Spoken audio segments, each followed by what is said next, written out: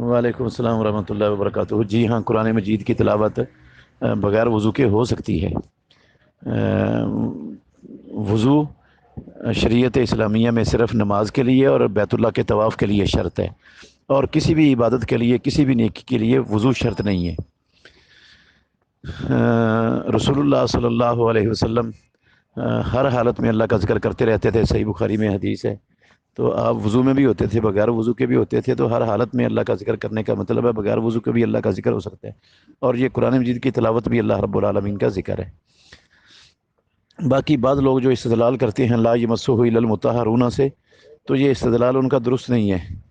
اس لیے درست نہیں ہے کہ یہ قرآن مجید کی بات ہی نہیں ہے، یہ لوح محفوظ کی بات ہے، اور مطہرون سے مراد بندے نہیں ہیں بلکہ مطہرون سے مراد فرشتے ہیں۔ اللہ رب العالمین یہ کہہ رہے ہیں کہ اس لوح محفوظ کو فرشتوں کے علاوہ کوئی مس کر ہی نہیں سکتا، اور اس کو لگا لیا بعض لوگوں نے قرآن مجید پر اور انسانوں پر۔ یہ درست نہیں ہے استدلال ان کا۔ Thanks for watching. Don't forget to like, comment, share and subscribe to